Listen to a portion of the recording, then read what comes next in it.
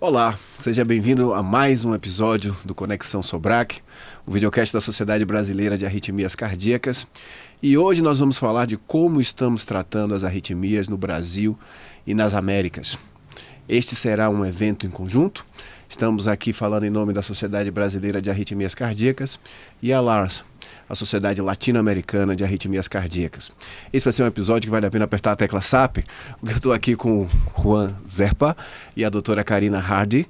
São duas pessoas que são brasileiros, já assim, por afinidade e já naturalizados, praticamente, pelo menos profissionalmente, mas trouxeram uma bagagem muito grande aqui da América Latina. Eu vou conversar com cada um de vocês sobre qual que é a realidade que a gente hoje enfrenta no tratamento das arritmias em nossos países. Vou começar com o Juan. Quais são as principais arritmias que a nossa especialidade enfrenta nesse tratamento especializado, que é o que se faz, os sócios da LARS, os sócios da Sobrac hoje em dia? Enquanto às arritmias, nós não somos diferentes ao resto do mundo. Começando só pelo Brasil, a arritmia mais frequente continua sendo a fibrilação atrial, o tremor do átrio, que é aquela arritmia que acaba acometendo pacientes. Quanto mais idade, mais frequente acontece, e a que nós temos muito mais frequente, desde os prontos-socorros como nossos consultórios e nossas salas de procedimento também. E quando nós vamos um pouco à Latinoamérica, essa realidade se eleva à Latinoamérica também, que continua sendo aquela arritmia mais e mais frequente, considerando todo esse grau de diversidade que temos entre os países em todo o continente latino-americano. Só para contextualizar, Juan, você hoje é o vice-presidente da LARS, presidente futuro. Sim. Qual que é a sua história? Você veio de onde? Hoje você atua aqui no Brasil, é sócio Sobrac, mas como é que foi a sua trajetória? Essa é uma pergunta que vai lá dentro, né? Eu sou um médico venezuelano, minha origem é da Venezuela, nasci em Caracas, e há uns 18 anos eu vim morar aqui no Brasil. E aqui no Brasil fiz a formação de cardiologia, eletrofisiologia e implante de dispositivos também. Sou membro da Sobrac já há um bom tempo, desde logo de fins da minha residência, desde 2011. E mais recentemente, como a LARS foi formada um pouco mais recentemente, também faço parte da Sociedade Latino-Americana de Arritmias Cardíacas. E Karina, que representa também a Sociedade Latino-Americana de Arritmias Cardíacas, também uma sócia eminente da Sobrac. Como é que é a sua história, Karina? Olá a todos. Realmente é uma história assim meio parecida com a do Juan. Eu sou argentina, nascida no nordeste da Argentina, e quando me formei no ano 2000, eu decidi vir ao Brasil para fazer a especialização em eletrofisiologia no Instituto do Coração, que é um centro bem reconhecido em toda a América Latina e mundialmente. E fiz minha formação desde o ano 2000 em eletrofisiologia até o ano 2004, onde aí já acabei ficando no próprio grupo do INCOR e obviamente também atuando em outros hospitais. Sou sócia da Sobrac desde 2005 e sócia também do LARS, desde o momento que sou sócia fundadora, inclusive desde o momento que ele foi criado há mais ou menos acho que 7, 8 anos atrás. 7, 8 anos. Isso. Então, estamos aqui para... Então, em se tratando de experiência do que é no Brasil e nas Américas, vocês estão assim altamente capacitados a contribuir para esse debate. E eu passando a bola aqui para você, existem diferenças no contexto do que se trata em arritmias? O Juan já falou aqui de fibrilação atrial, é o carro-chefe hoje em qualquer serviço de arritmia, de eletrofisiologia. Lá na Argentina, no Brasil, o perfil é o mesmo? O que é que você via na Argentina que seria diferente ou parecido com o que você passou a vivenciar aqui no Brasil? Os perfis, eu viajo bastante na América Latina, né? Faço proctorias e até convidada para fazer ablações, então mais ou menos conheço o perfil de cada país. E realmente o Brasil é um país que se destaca bastante quanto à tecnologia, quanto à infraestrutura. Nós estamos realmente muito bem aqui, muito avançados. A tecnologia chega muito rapidamente aqui e depois se distribui para a América Latina. O perfil, né, das arritmias, como o Juan já falou, a fibrilação atrial realmente é a mais frequente, é a arritmia mais complexa, inclusive, até para o tratamento, e a mais perigosa porque ela provoca, né, stroke, né, embolias, AVC ou acidente cerebrovascular. Então isso realmente é um fator de risco muito importante para os pacientes que têm fibrilação atrial. E a outra arritmia muito frequente na América Latina e principalmente na Argentina e no Brasil são as arritmias ventriculares provocadas pela doença de Chagas. Então a gente tem um contexto muito importante, né, quanto a infecções por doença de Chagas, onde as taquicardias ventriculares, que são as arritmias mais complexas e mais graves, na Argentina e no Brasil, a gente tem uma prevalência muito importante, e também contamos com uma tecnologia muito avançada para tratar, para fazer ablação dessas arritmias, para colocar, implantar dispositivos.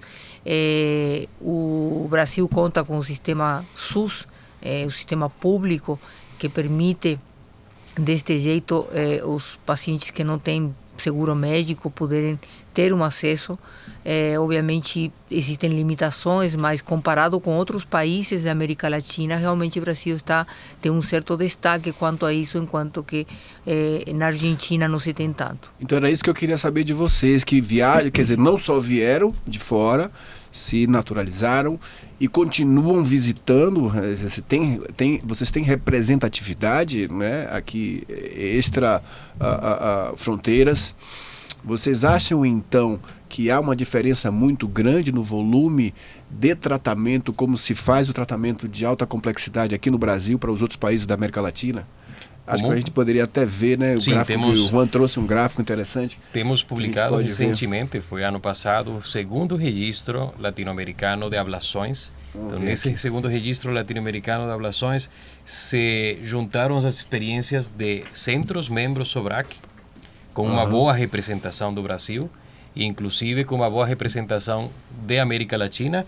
Eu sei que Karina teve um papel influenciando toda essa coleta de dados também, onde vemos que tem uma inclusão de 17 países. Aqui a gente está vendo aqui, 17 países, o Brasil está bem representado aí. Bem representado. Conta pra gente aí como é que a gente vê isso em perspectiva. Olha, se nós vemos essa parte assim, foram mais de 7.500 ablações, e a concentração de mais ablações foi entre Argentina e Brasil, onde se concentra 70% dos procedimentos. E isso ainda não inclui todos os centros. Os centros que participaram foram uma amostra representativa que conseguimos colocar nesse lugar, e foram tratadas mais de 8.000 arritmias. E aí conseguimos ter tipo uma radiografia de como está a situação em América Latina, vendo centros com todo tipo de recurso, com mapeamentos de eletroanatômicos, catéteres irrigados com sensor de contacto, os sistemas de mapeamento mais avançados para tratar as arritmias mais difíceis, e centros que nem sequer contam com mapeamentos eletroanatômicos em países menores. Toda essa diversidade acaba representando um desafio tanto do ponto de vista de mercado para as indústrias, para médicos e para nós sociedades, que temos que tentar lutar contra essa diferença para conseguir um equilíbrio e tratar e conseguir um melhor benefício para nossos pacientes. Então, como a Karina falou, apesar de críticas, às vezes queixas, a gente tem nossas dificuldades no nosso sistema único de saúde, também no nosso sistema de saúde complementar, no saúde privado, mas parece que esse colosso aqui ainda tem um impacto muito maior do que todos os outros países juntos, quando a gente coloca esses números todos em perspectiva. Karina, é isso mesmo? E agora eu não vou falar só de ablação de fibrilação atrial, não. Sim. Vamos falar de tratamento de alta complexidade em tudo. Outros tipos de ablações e implante de dispositivos para TAC e bradiarritmias. Realmente existe mesmo uma diferença. O Sistema Único de Saúde aqui no Brasil permite, né, tanto o implante de dispositivos como mapeamento ou ablação de procedimentos de alta complexidade, e a ablação também de outras arritmias menos complexas. Só para definir o que a gente está falando, então você falou, o Sistema Único de Saúde permite esse tipo de tratamento, quer dizer, uma pessoa sem recursos, uma pessoa sem plano de saúde, que chegar numa emergência pública, precisando de um marca-passo, de um desfibrilador, ou de uma ablação complexa ou não, há como se conseguir, com todas as dificuldades e todas as limitações que isso representa, mas existe essa prerrogativa em nosso sistema. Existem lugares aqui na América Latina onde isso, por exemplo, possa não ser possível sem essa cobertura universal?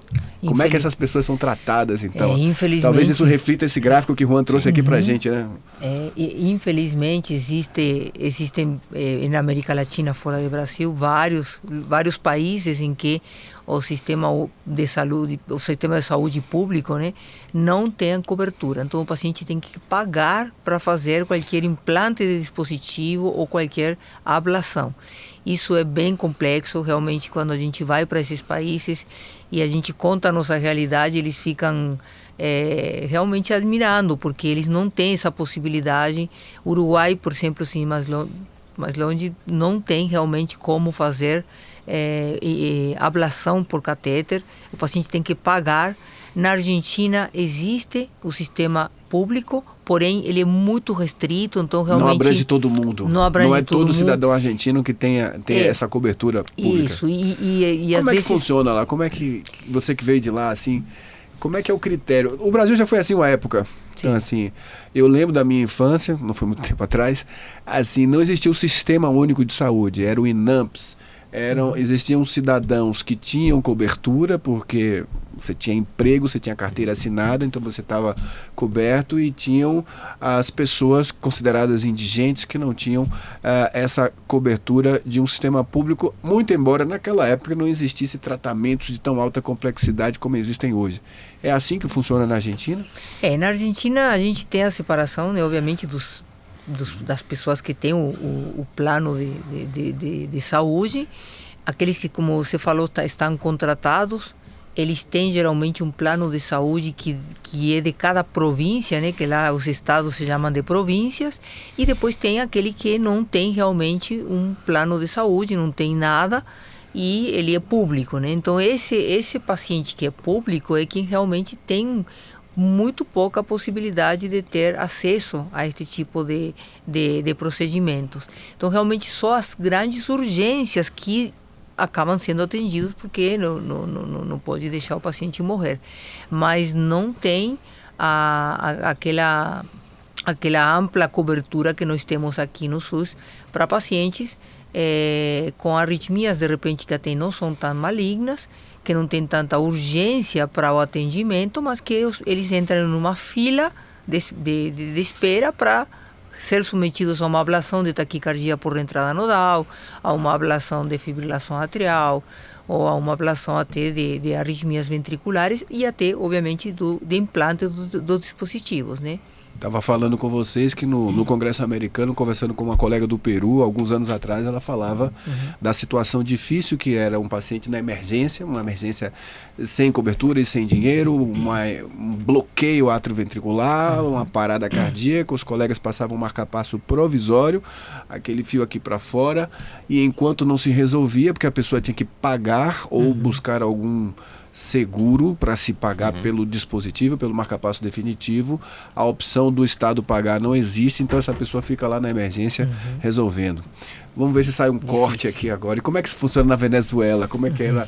Venezuela é uma situação complexa. Época ou para agora? É uma situação complexa. A Venezuela tem um sistema público que não tem à disposição para esse procedimento, e tem um sistema privado e instituições tipo empresa petroleira, empresas ligadas ao governo, que permitem ajuda quando existem esses casos assim, mas acaba não sendo disponível para toda a população.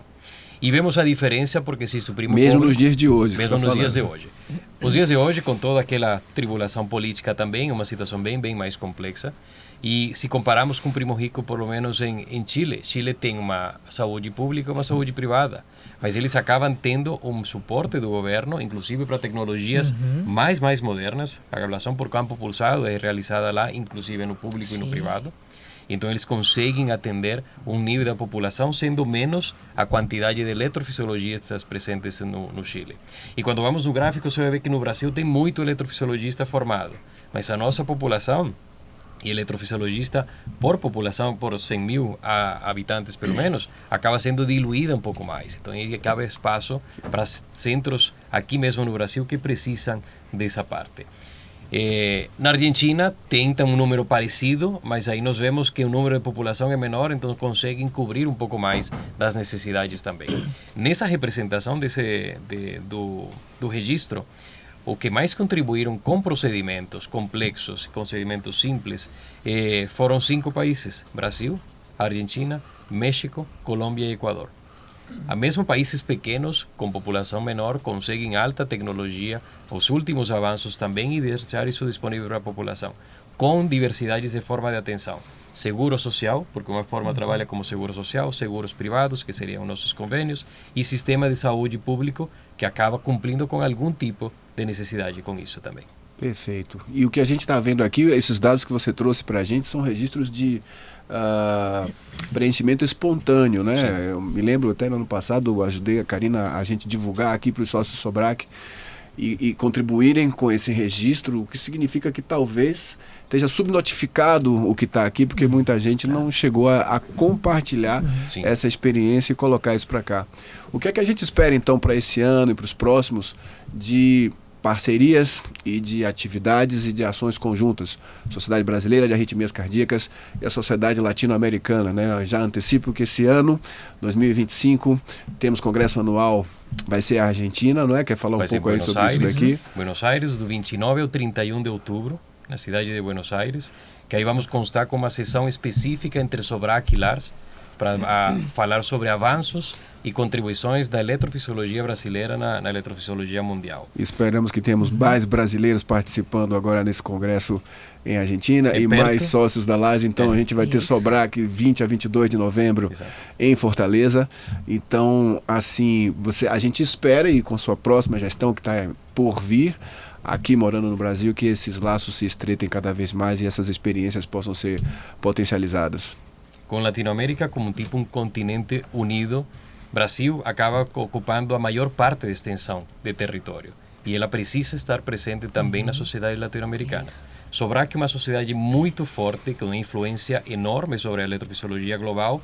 Juntando as forças entre Sobrac e Lars, a gente vai conseguir um excelente resultado para nossos membros e para nossos pacientes também. Perfeito. Karina, você quer falar alguma coisa sobre a sua atividade na LAS aí? O que é que a gente pode finalizar aqui dessa conversa de perspectivas futuras? Perfeito. Bom, eu também faço parte do comitê executivo da LARS, sou vocal e realmente... Explica o que é o vocal, né?